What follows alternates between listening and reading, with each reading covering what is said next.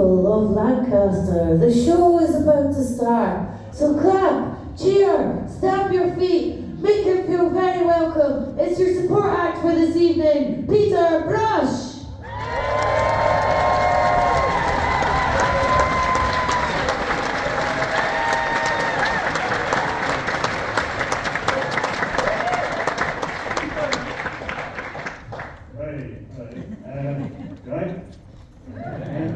I didn't know if you knew there was going to be a support act, but sorry to say that there is. So, I know, so somebody might be disappointed. Don't worry about it. I don't like to speak generally because I say some people don't know I'm going to be here. Also, you've probably not seen me, so again, like I haven't said anything particularly funny yet.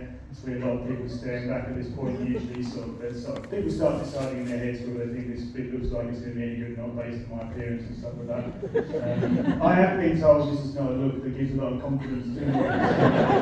Occasionally, people aren't concerned. It's usually fine. If not, then it won't last forever, and the show that you paid to see will be on after about 20 minutes. Don't panic yet. Don't panic yet. Yeah, it's pretty fine still. Anyway, nice to be here. It seems alright, Lancaster. I don't know Lancaster that well, so I'm not going to judge the area or anything like that, because people do make regional jokes in this country when they don't know somewhere. I try not to do that because people do it where I'm from occasionally. I'm from Essex originally, I don't actually live there now, but people hear stuff about Essex and every now and then I get some like ignorant person I have to sort of, stick up for the place because someone comes to me saying something like, oh, I found out you're from Essex, are you? Oh yeah, all the women are easy there, aren't they? Right? So I have to step in then. Say, oi! That's not my experience. You'll find they can be quite selective, thank you. A lot of ignorance about sadly, but I don't actually live there now. I lived there when I was a kid. Don't looking back at being a child that much, really. I get embarrassed because my parents used to lie a lot when I was a kid to sort of trick me into doing things back then. Because I didn't know anything, because I was a kid, obviously, so I thought of stuff they'd tell me. So like, one thing I felt for as a kid, because then I always went to bed on time when I was a kid, because my parents had told me if I didn't go to bed on time, what would happen was I missed the start of the dream. And then for the rest of the night I wouldn't know what was going on.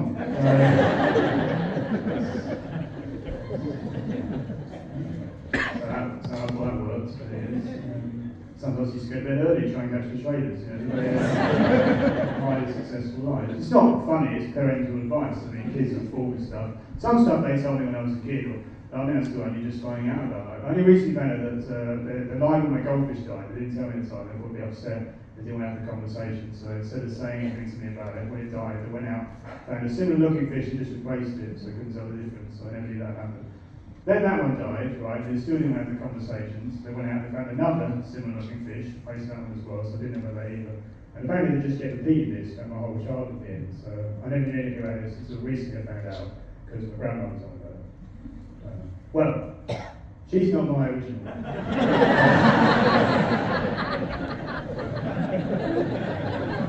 Similar looking old woman filmed me.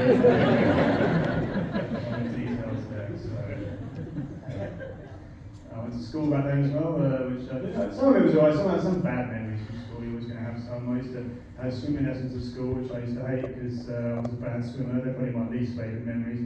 One swimming lesson, I think they're very harsh here. We had to do a finger swimming lesson, which you may have done. It sounds weird at the time, a lot of people don't. We had to simulate saving someone from drowning once, right, by getting in the pool in our pajamas, right. We had to swim to the bottom of the pool, and we had to rescue a brick from the bottom of the pool, right. I didn't ever had to do that. It's a bit weird, but anyway, I've tried to do this a few times. It's like had several attempts, but I'm not a very good swimmer, so I couldn't manage to do it. So sadly, my brick didn't make it. I think the school were quite harsh. What happened next when I got out of the pool, the teachers, they got two more larger bricks and put them in front of me instead. Because I hadn't managed to save my brick, I now had to explain what had happened to the parents. So, I think it was overly harsh. I guess realistic, I guess I was a teenager around that sort of time as well. This basically is just, I'll just tell you about my life chronologically, and we get to like basically this point just before my step finishes. But yeah, teenage years sort of come after that, didn't always enjoy them either. I mean, sometimes, it's confusing because you're hormonal, obviously, and stuff like that. So you start getting interested in, things and stuff. I was interested in, Not a lot happening. My teenage years were quiet in that department. I don't mind saying now, my teenage years, they were not the most, fruitful of romantic years, when I look back and check the spreadsheets and everything. So I used to be concerned. I had friends of mine, so they were sort of starting to become sexually active before I was doing anything. Naturally, you compare yourself to your peers. And that used to concern me because I was looking at them and I was thinking, well, I'm off to a bad start compared to these people. And I was thinking, at this rate, will I ever get to have a sex life at all now, So I wanted some reassurances here. So I went to a couple of fortune tellers to see what they would tell me about what my sex life would end up looking like. I went to 2 different fortune tellers in the end. They told me different things. First one told me she thought I'd have an extremely active sex life. The other one told me that I wouldn't. Now, they were reading different parts.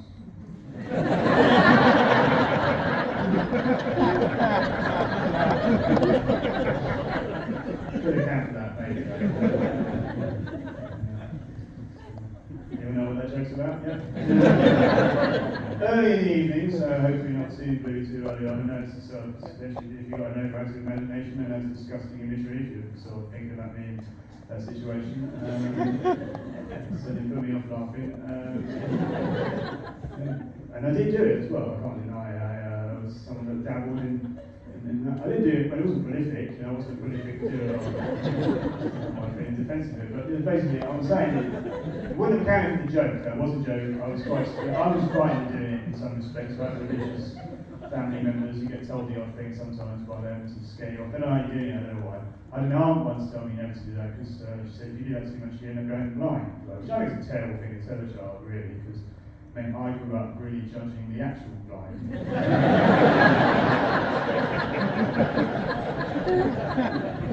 It'd be great to be a child when they don't have all the information. I look sweet on the inside, I saw a blind person, I look sweet on the inside, there'd be me thinking, well, you should have a dog, you pervert. Didn't really matter, that's not my current opinion, by the way. Obviously, I've reevaluated that over the years, and I love guide dogs now. I think they were very impressive. So overcompensating for past, but no, they're amazing guide dogs. I think they're just too commonplace for us to necessarily be blown away by how amazing that is. They can teach dogs to do stuff like this and help people in that way. And they don't just do it for the blind. Other medical dogs. My friend's sister's got one. I think this is very impressive. She's got narcolepsy. My friend's sister is where it's a condition where you suddenly fall asleep around your morning. Right?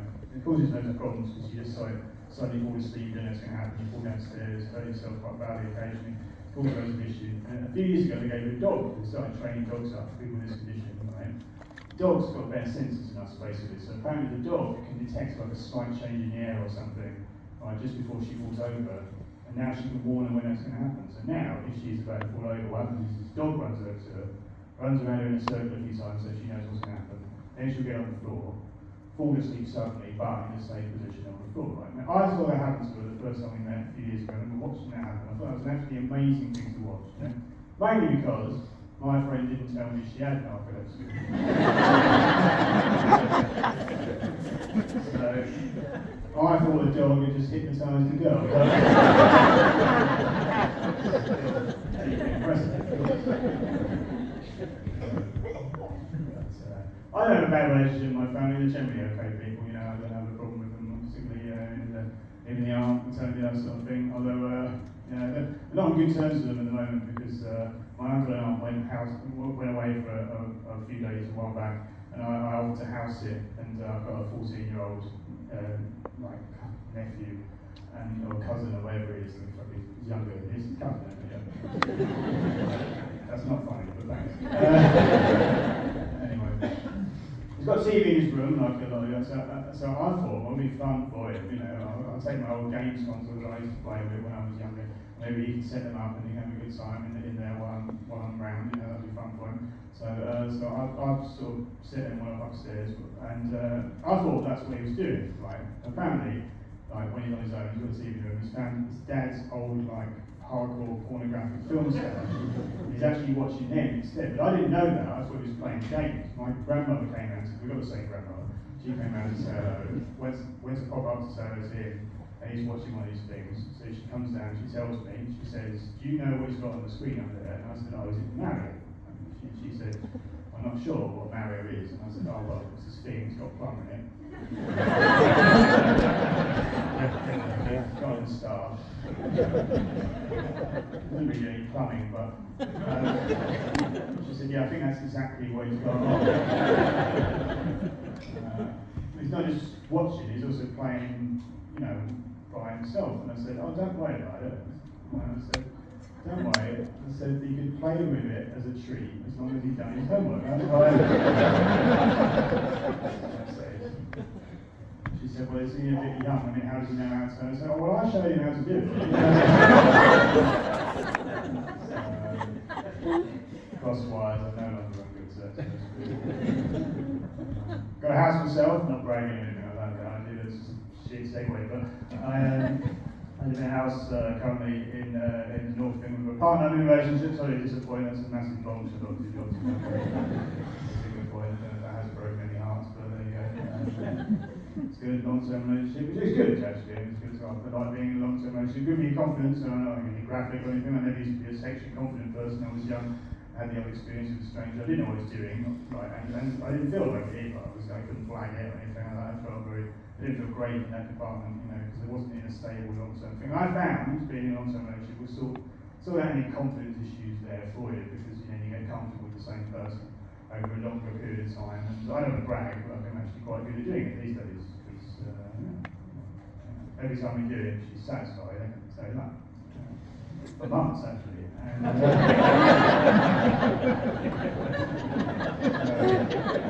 if anything, I seem to become a victim of my own success. Maybe some tragic tale. I don't know, but I had confidence when I was young, because the thing is, you think sleeping with strangers when you're a young person is going to be like the rock and roll lifestyle. But the thing is, strangers can be anybody. You can get unlucky. I remember when I was young, that's her, so born I didn't know, and she must have known I didn't know what I was doing and had low confidence, because she had to take advantage of my inexperience at the time. She ended up stealing my identity, actually. It's not all the things that happened to some of my bank details, PIN number, loads of my passwords and stuff. It's my fault, I gave her the information, I can tell her everything she wanted to know. It's because she tricked me, you see. What happened was, I forgot the safe word. So she said she had to ask me these security questions. She'd done this before as well, but she just forgot it. So I just gave her this information. I told her everything. Because I didn't know what was happening, really. I was young, inexperienced, it all went very quickly. I thought at first she was talking dirty, actually, because I had heard that sometimes in the bedroom people would say things to each other like, who's the daddy? And she had started with, what's your mother's maiden name? It was a trap, obviously. I'm comfortable being where my experimental days are sort of, I think they're probably done in that respect. I don't mind that being the case, because I get frightened by what I hear these days in terms of like what's going on. Technology's changed sex too much, I think. Someone told me this recently, maybe I'm boring, but I thought this made me uncomfortable. Someone told me apparently in like 20 years time or something, realistic sex robots will be like a normal thing. So say in about 20 years or something, apparently people will be regularly having sex with realistic sex robots instead of actual human beings. That would apparently be normal, right? And I heard this, the more I thought about that, the more I thought that sounds something like a horrible future, I'm not just thinking about the young people that grow up that as a normal thing to do, I start thinking about the elderly using them as well. That's a horrible thought, Bad enough when I have to go around because my dad can't work the iPad, but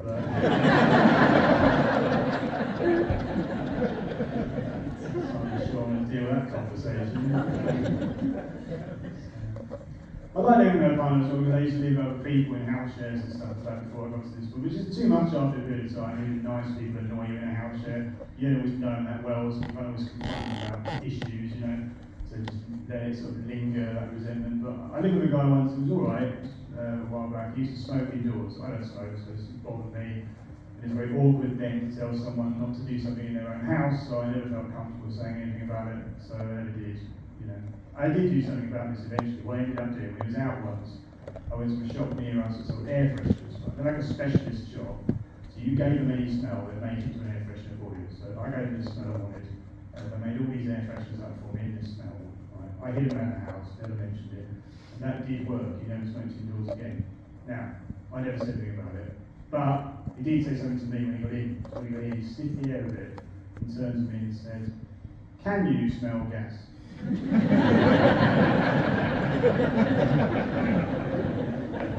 Problem solved. Long joke, man. It's a bit of a wait. No, I appreciate, it's probably just about worth the wait, but. Nothing against smokers, by the way. I don't mind people smoking. I do it myself. I do it myself. I do other stuff. I still do drugs sometimes.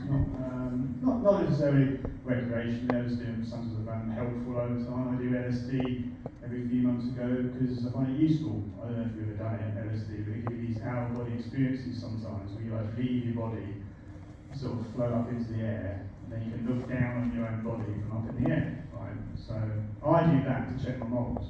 It's highly useful, I think.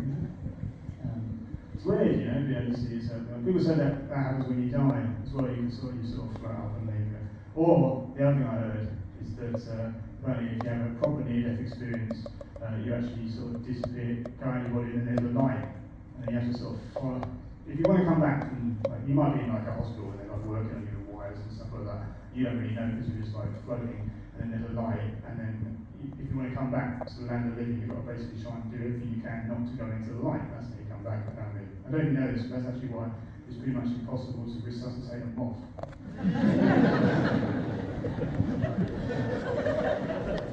It's a complete waste of the defibrillator. So yeah, nice time. Thanks for asking. Being single these days is very stressful anyway, so I'm glad I'm probably avoiding that because, the people use apps and stuff, you've already heard of these. I've tried those in the past when I was last single. I prepared for using them, I signed up to them to find some of them. I also got some new photographs taken of myself because I heard that you were going to get asked for these and I didn't have any, so I thought I'd obviously sort this out. So the few done myself, I had some done inside the house, and then a few others done as well outside, in the street. So a few done at the end of the road where there's this busy junction.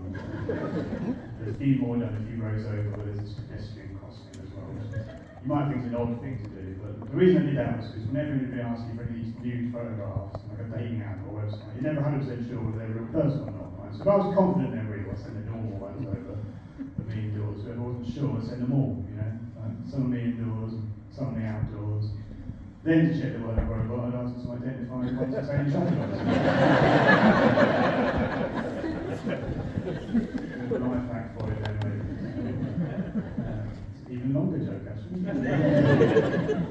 Right, just there where things are, because I don't really tell you, just so you know, I know, maybe I don't know. I've got this watch, but they're only too long because we've got schedules and stuff like that. And this vibrates after a certain amount of time. It's got a stopwatch in it basically, and so when the stopwatch runs out, it vibrates on my wrist, so I'm aware of what's going to happen next. Basically, it's just done that. So if I want to go, then I can. The construction obligation is pretty much done. I feel like I've sprung that up on you, so I've got time to do one more thing. I don't have time to do something else afterwards, so hopefully this bit will be alright to when you like to close on a good bit. If this bit is shit, unfortunately, I don't have time to rectify it, so just remember the good times. I've got to say about this is the longest joke as well. It's a bit of a build-up, but it usually goes that way. So I was at the worst house show I was living in, quite a while back now. I was living with 6 people at one point a while back, which is too many really. We had one fridge, so everyone hated each other. They'd buy their own food and milk and label it so you couldn't take their stuff. And like if you did, you got really heated with the arguments and stuff. That very tense environment, 2 people I was living with, they were a couple as well. Couples, they could be annoying to live with, or they could have had to live with one. They annoyed me, but unfortunately I couldn't live out for a while because I was a baby.